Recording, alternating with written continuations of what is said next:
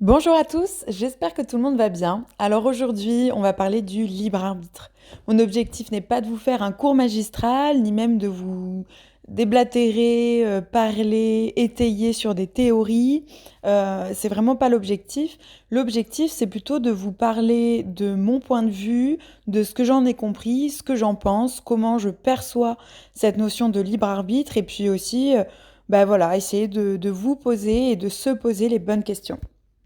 Alors déjà, le libre arbitre, qu'est-ce que c'est? Le libre arbitre, tout simplement, c'est le fait de pouvoir choisir, c'est le fait de pouvoir utiliser sa propre volonté pour mener une action, pour faire un choix, pour prendre un chemin, euh, prendre une décision selon effectivement sa propre volonté.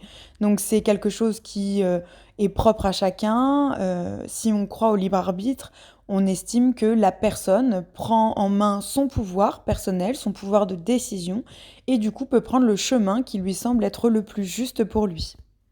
Cette volonté, elle va elle-même dépendre de plusieurs choses. Elle peut dépendre d'une envie. Voilà, j'ai envie de manger ce gâteau, donc du coup, je vais utiliser mon libre arbitre pour prendre cette décision. Ça peut être une envie, un désir, ça peut être aussi une question de survie, c'est-à-dire que qu'est-ce qui, entre ces deux chemins-là, va me permettre de vivre le mieux possible, ou voire même carrément de survivre à cette situation. Voilà, cette personne-là va utiliser différents facteurs, différentes choses qui lui sont propres pour prendre cette décision. Alors du coup, est-ce que ce libre arbitre est une réalité ou est-ce que c'est une illusion? C'est réellement la grande question. Là, il y a différentes... De toute façon, avant même de vous parler des théories, il n'y a que vraiment, on va dire, que deux réponses à ça. C'est oui ou non, tout simplement. Donc là, il y a vraiment deux écoles. Il y a ceux qui pensent que oui, effectivement, on a toujours le choix et que c'est justement nos choix tout au long de notre vie qui vont nous amener bah, jusqu'à la fin, finalement, jusqu'au décès, à prendre un chemin qu'on aura décidé d'entreprendre, de prendre. Au contraire, il y a d'autres personnes qui pensent que pas du tout, alors c'est non, on n'a pas notre libre arbitre, on a l'illusion du libre arbitre, mais en fait nos choix sont déjà prédéfinis. Alors, dans cette catégorie-là de personnes qui pensent que nos choix sont déjà prédéfinis, il y a là-dedans également deux écoles, si je peux dire ça comme ça. Il y a plutôt tout ce qui a trait à la psychologie et la sociologie. Je vais rentrer un petit peu plus en détail. Et de l'autre côté, des théories, par exemple, de physique quantique, ou au contraire plus ésotériques, plus spirituelles, qui peuvent nous parler de destinée, et du fait que finalement, en fait, c'est déjà écrit avant l'incarnation, et de toute façon, on n'a pas vraiment le choix que de passer par ce chemin-là, qui a déjà été décidé, en fait, avant notre incarnation, notre naissance. En psychologie, en philosophie, mais aussi en sociologie, on retrouve des notions sur le libre arbitre qui sont très très bien expliquées et qui peuvent parfois, alors c'est un petit peu délicat parce que en philosophie par exemple, on estime qu'on est libre à partir du moment où on est capable de dire non à une situation. Donc en philosophie, on estime qu'on est quand même plutôt libre, encore une fois, à partir du moment où on dit non. En sociologie, voire en psychologie, même si c'est pas tout à fait les mêmes échelles, le libre arbitre existe, mais est un petit peu plus subtil parce que finalement notre volonté serait rythmée et serait, je dirais, dans certains cas, embrumée par soit des blessures psychotraumatiques, par exemple, ou alors une éducation parce que nos parents nous ont transmis une façon de fonctionner, une façon de penser, qui fait que si on ne s'en libère pas, si on ne travaille pas dessus, eh bien de toute façon on aura tendance à faire plus ou moins tel ou tel choix en fonction de ce qu'on a vécu évidemment et de nos propres mécanismes. Et du coup, est-ce qu'on peut réellement parler de libre arbitre si celui-ci dépend en grande partie de notre éducation ou bien de la façon dont on a grandi, évolué. On peut également parler des liens d'attachement qui sont également des choses qui nous construisent. Donc finalement, est-ce que si je fais le choix, par exemple, de tel partenaire amoureux, est-ce que vraiment c'est une volonté de ma part? Est-ce que j'ai réellement choisi cette personne? Vraiment à cause ou grâce à toutes ces théories-là et en fait au fait que nous sommes des êtres très complexes, où il y a beaucoup trop de choses à prendre en compte pour réellement répondre à cette question: «Oui, le libre arbitre est une réalité» ou bien «C'est une illusion». Ce n'est pas, manichéen, ce n'est pas noir ou blanc. Je pense qu'il y a énormément de nuances de gris et que sur certaines choses, on a la main et sur d'autres, un peu moins ou en tout cas, c'est effectivement conditionné. Alors, dans la vraie vie, comment ça se manifeste? Eh bien, ça se manifeste par des exemples concrets, très simples, qu'on vit tous quotidiennement, comme qui va du choix de notre repas à effectivement le choix de notre partenaire, le choix d'avoir ou non des enfants, le choix de notre métier. Tout ça, ce sont vraiment des choix qu'on fait plus ou moins en conscience et qui sont du coup, selon l'angle de lecture qu'on va prendre, donc comme je vous l'ai dit, en philosophie, en spiritualité, en sociologie, en psychologie, ne donnera pas le même, comment dire, la même explication à ce choix, mais en tout cas, la finalité sera la même, c'est la décision qu'on aura prise à ce moment-là. Personnellement, je pense que nous sommes conditionnés.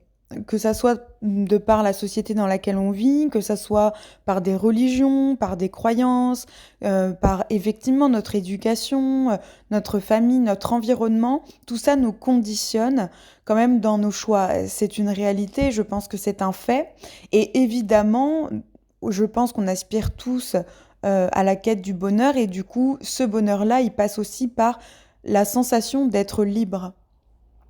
Alors du coup, si on avance un petit peu dans ce cheminement-là et qu'on se recentre un petit peu plus sur un plan spirituel et même développement personnel, puisque notre quête, c'est du coup d'être libre, est-ce que si je me déconditionne, est-ce que si je fais mon travail transgénérationnel, mon travail sur mon dépouillement de l'ego, mon travail sur, bref, tout ce que je vous ai évoqué au préalable et tout ce que pour beaucoup vous connaissez si vous êtes sur mon compte, est-ce que une fois tout ce cheminement-là entrepris, est-ce que tout ce travail fait, est-ce que cette fois-ci, quand je prendrai des décisions, je serai libre?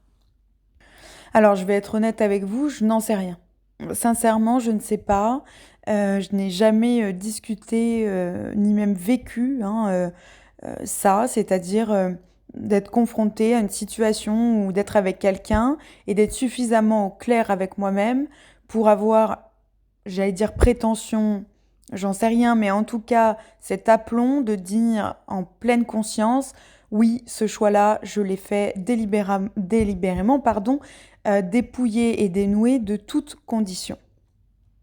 Sincèrement, je pense que c'est presque impossible pour la simple et bonne raison que si on prend l'exemple de fondation d'une maison, on a besoin de matériaux primaires pour construire cette maison. Je pense que c'est la même chose pour notre personnalité, pour la construction de l'adulte qu'on devient.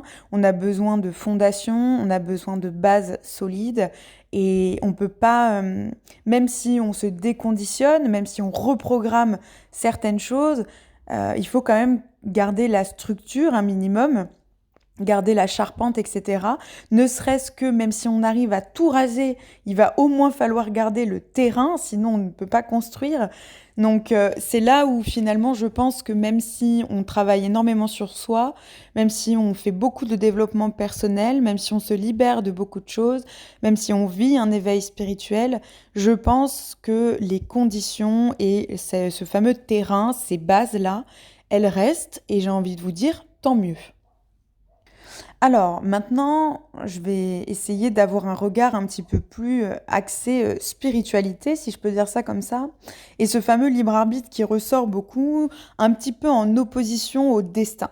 C'est-à-dire que c'est soit on croit, j'exagère un petit peu, mais c'est soit on croit qu'on a son libre arbitre, soit on croit au destin et on pense que d'une certaine façon, c'est pas qu'on subit, mais en tout cas, tout est déjà tracé, écrit, et donc on a juste à suivre sa route et allons-y gaiement, quoi.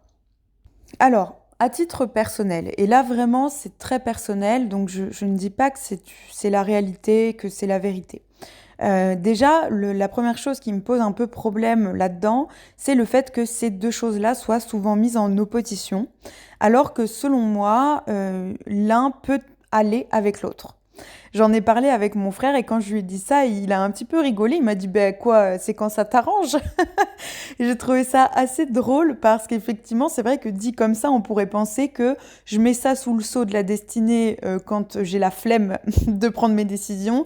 Mais par contre, si j'ai pas envie de subir, je mets ça sous le sceau du libre arbitre. Bon, vu comme ça, c'est sûr que c'est très égotique et c'est pas ce que je veux dire.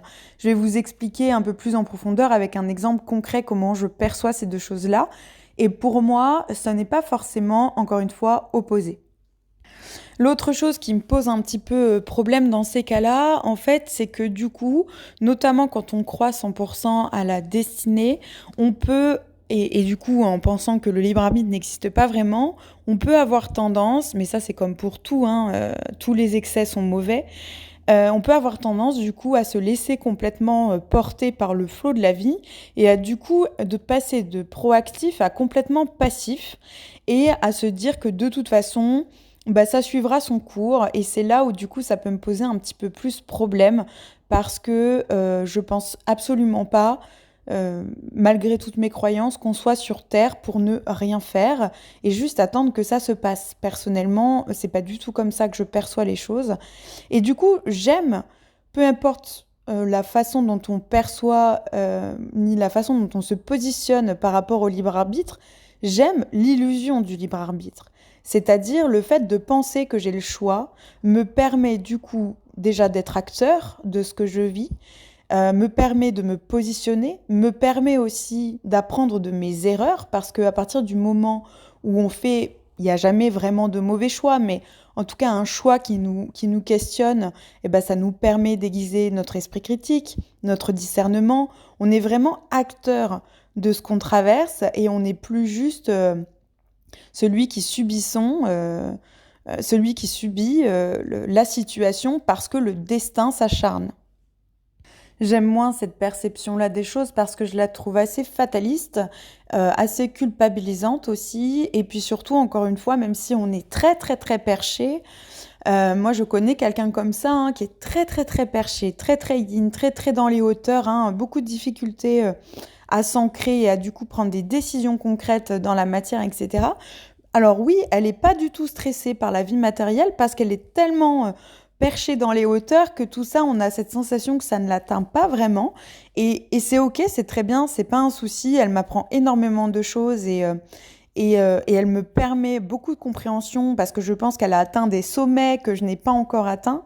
Mais je pense que le problème de ça aussi, c'est le fait que du coup, bah, elle a beaucoup de difficultés à s'ancrer, à prendre des décisions concrètes et elle a toujours cette croyance que voilà, c'est la vie qui décide pour elle et on suit le flot. Sauf que dans la réalité, je pense que c'est pas forcément toujours ce qu'il y a de plus judicieux.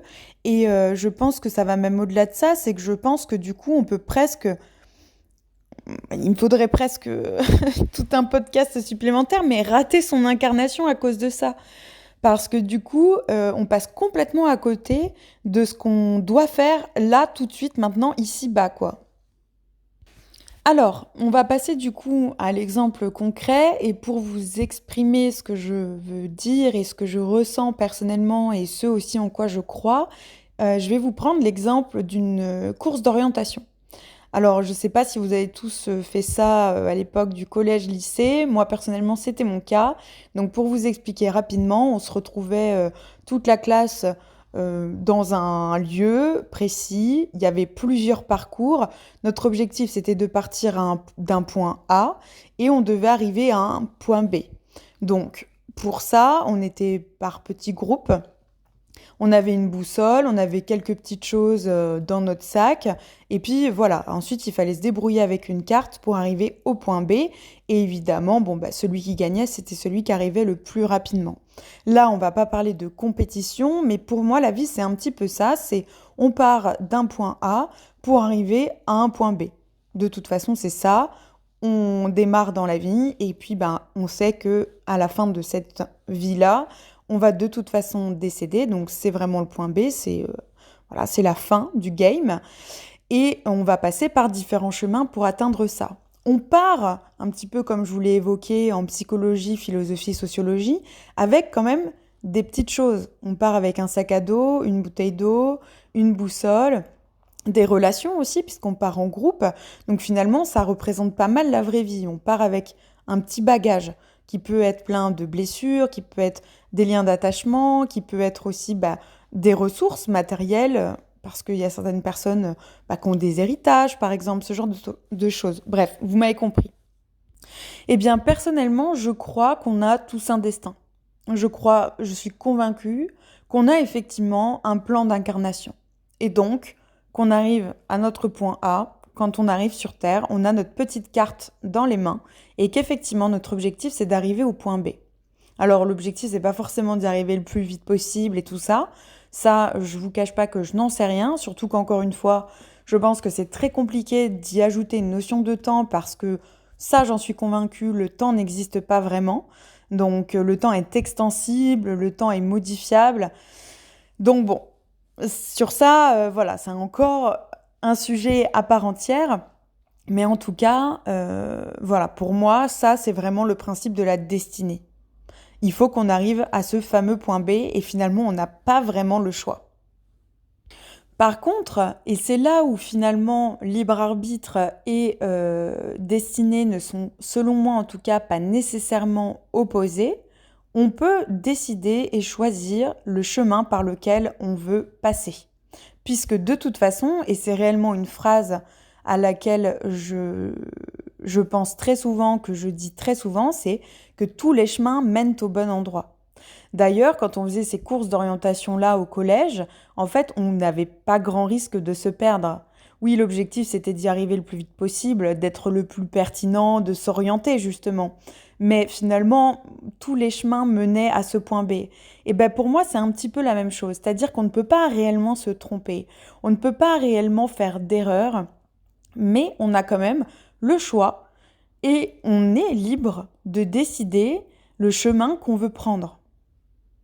Alors, c'est là que du coup, mes deux écoles précédentes que je vous ai évoquées vont intervenir, puisqu'on a d'un côté les personnes qui ne croient pas au libre arbitre et qui pensent que de toute façon, tout est déjà écrit, penseront que tu penses que tu prends le chemin de droite, mais en fait, c'était déjà prévu comme ça. Tu avais déjà pris le chemin de droite, soit dans un monde parallèle, soit... Enfin, peu importe tout ça, je ne suis pas rentrée dans le détail des théories. Je vous laisse aller lire l'article de Sophie, Énergie sacrée, là-dessus, que j'ai trouvé très, très, très intéressant. D'autres penseront que, comme je vous l'ai dit en philosophie, tout ça, que finalement, tu prends le chemin de droite parce que tu es convaincu que c'est le bon chemin pour toi, mais tu le prends parce que tes parents auraient pris ce chemin-là, que ça se transmet de génération en génération, que ton éducation t'amène à plutôt prendre ce chemin-là parce que il est plus boisé et que tu as grandi dans les bois. Bref, vous avez compris un peu l'idée, c'est-à-dire que du coup, même si j'ai l'illusion de prendre une décision consciemment, euh, et ben finalement pas tant que ça parce que c'est conditionné par, comme je vous le disais, mon éducation, etc. Alors, peut-être que je vais vous surprendre, mais personnellement, je pense qu'il y a les deux. Alors, c'est là encore où mon frère interviendrait en disant c'est quand ça t'arrange. Non, je pense pas que ça soit spécifiquement quand ça m'arrange. Je pense encore une fois qu'effectivement on a une destinée et qu'il y a certains chemins à prendre par lesquels on ne pourra pas vraiment déroger. C'est-à-dire que je pense qu'il y a certaines rencontres, je pense surtout à ça, euh, certaines rencontres ou certaines, peut-être certains métiers qui, voilà, par lesquels on est un peu obligé de passer quand même. Parce que c'est ces personnes-là, ces rencontres-là, ou ces formations-là, ces expériences-là, qui vont nous permettre d'arriver au point B. Et donc, du coup, alors là, on met les mots qu'on veut, l'univers, Dieu, nos guides, tout ça, vont nous mettre un petit peu de force sur ce chemin-là parce que c'est ce qui va nous permettre, en fait, derrière d'arriver à notre fameux point B. Donc oui, peut-être que d'une certaine façon, c'est déjà écrit. Cela dit, et c'est personnel, je pense que ce n'est pas tant le chemin qui est écrit, c'est plutôt ce qu'on doit y trouver. C'est-à-dire que je pense, encore une fois, c'est très personnel, que certaines personnes, certaines âmes sœurs par exemple, ou certaines leçons, bah, ont plusieurs visages. Si en 2023, Jeanne, donc moi, doit rencontrer une personne qui va lui apprendre telle leçon de vie, eh bien, cette personne-là, elle aura plusieurs visages. C'est-à-dire que selon bah, le chemin que j'aurais choisi en amont, bah, cette personne-là se trouvera à tel ou tel endroit. J'espère que je suis claire dans ce que j'exprime. Donc oui, autrement dit, il y a des points de ravitaillement qui sont inévitables, encore une fois, pour passer par notre fameux point B. Et oui, je pense aussi qu'on est quand même conditionné d'une certaine façon, et que du coup, bah, peut-être que ce fameux chemin de droite ou que ce partenaire que j'aurais choisi, bah, finalement, je ne l'aurais pas vraiment choisi parce que mon choix sera conditionné.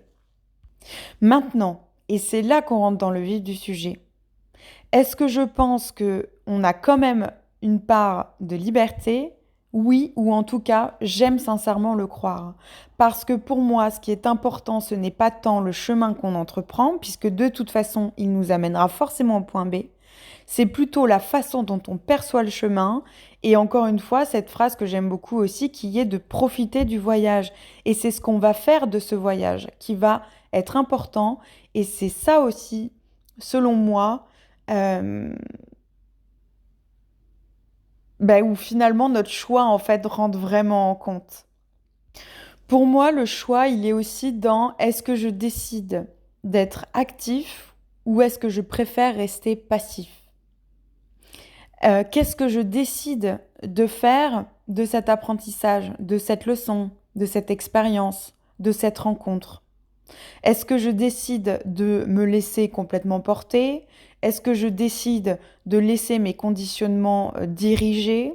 Ou est-ce que je décide d'utiliser mon cœur, mes ressentis, mais aussi ma tête, mon esprit critique, mon discernement pour en faire quelque chose? Et c'est là, selon moi, que le libre arbitre rentre en jeu. Et c'est là que j'aime dire qu'on a le choix. Pour reprendre l'exemple de ma course d'orientation, je peux décider d'aller à droite ou à gauche. Vu que je sais que de toute façon, tous les chemins mènent au bon endroit, bon, bah, je peux me laisser porter par le groupe. Ou alors, je peux être complètement proactive et dire non, j'ai envie de décider. Moi, j'ai vraiment envie de passer par la gauche parce que j'ai vu là-bas qu'il y avait des arbres fruitiers. Je suis carrément chaude d'aller goûter quelques fruits là-bas, ça me tente bien. Puis le chemin a l'air vachement plus éclairé. Ce chemin-là me plaît plus. Je suis active dans la décision. Et puis, surtout, bah, en fait, c'est ce qui me botte le plus et peu importe finalement les conditions. Et puis, si on veut pousser encore plus pendant le chemin, bah, soit on regarde ses pieds, soit au contraire, on lève la tête et on profite réellement du voyage.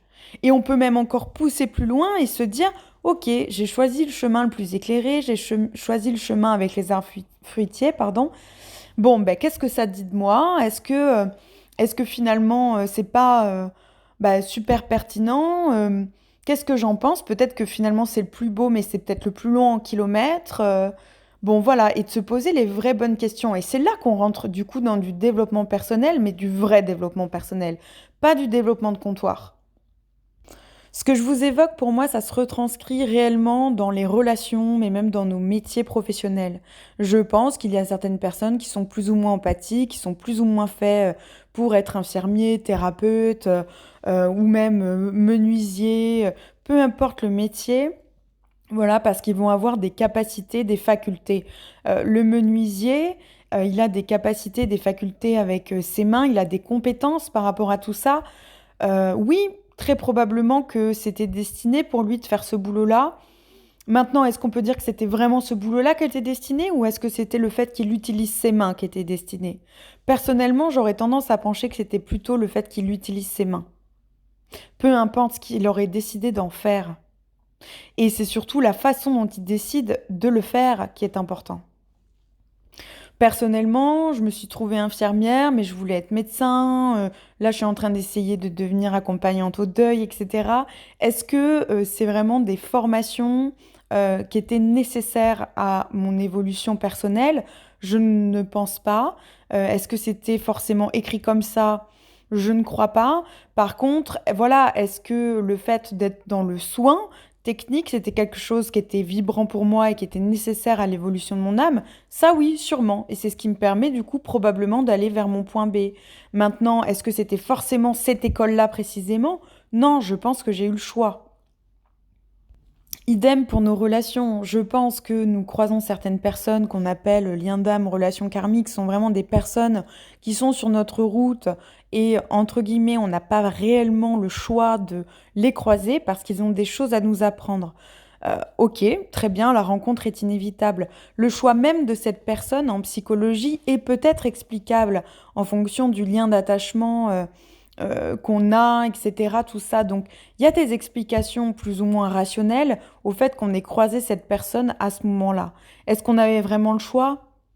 Je suis pas sûre, pour être honnête. Maintenant, est-ce que j'ai le choix de partir ou de rester dans cette relation si elle me convient ou non? Est-ce que j'ai le choix de tirer la leçon qu'elle est venue m'apprendre, que cette personne est venue m'apprendre, et derrière d'en faire ce qui me semble être bon pour moi? Là, oui, je pense. Je pense.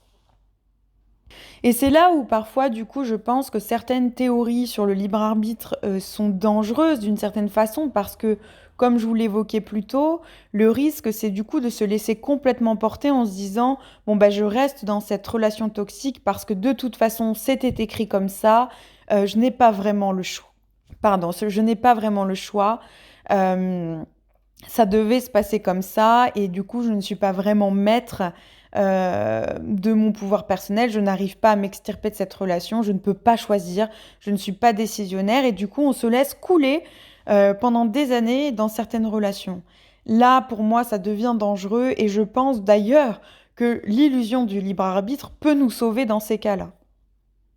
Alors, je pense que suite à tout ça, et j'espère que j'ai été la plus claire possible, parce que c'est un vaste sujet, je pourrais en dire encore plus long, mais je ne suis pas certaine que ça soit judicieux.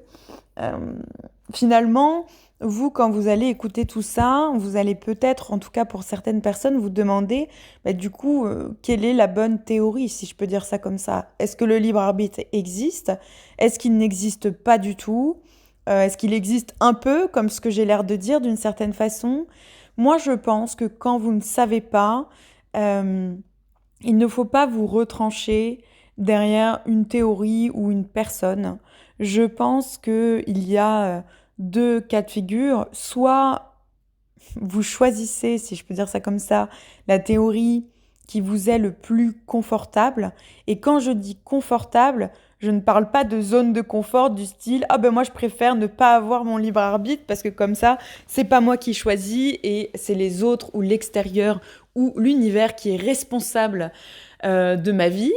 Et donc, du coup, je ne suis plus proactive ou proactive. Bon, ça, c'est pas le bon choix parce que là, du coup, on est sur de la zone de confort et on est sur de la glissade. Euh, Par contre, je pense, et c'est quelque chose que je dis aussi assez régulièrement, que le plus important, c'est de prendre, en tout cas le plus possible, le chemin le plus léger et le plus joyeux. Voilà.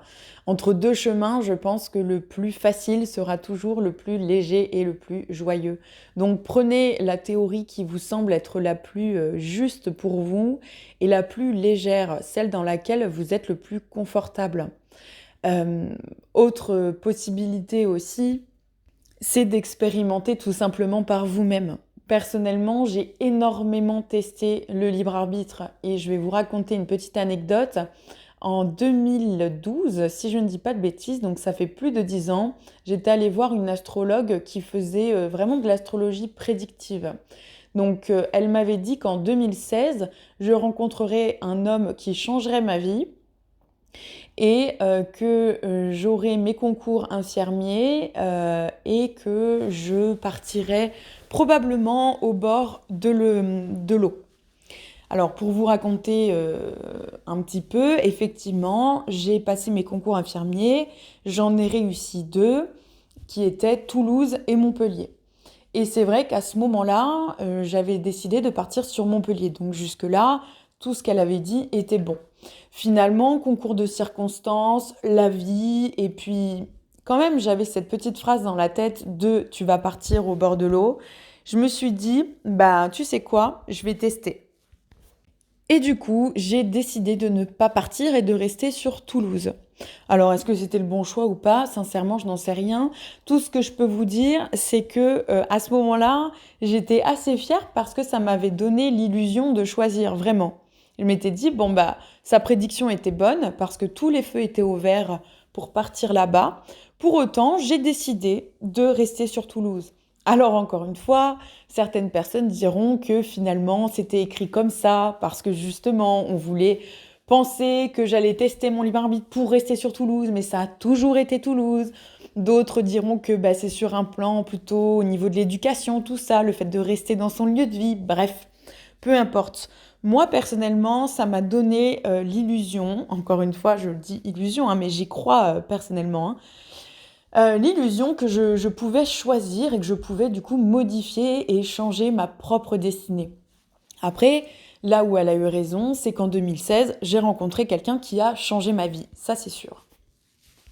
Alors pareil, je vous renvoie au live sur la loi d'attraction, c'est quelque chose que j'aime utiliser personnellement et il me semble vous avoir dit dans ce live que rien ne vaut l'expérience, l'expérimentation, il faut tester.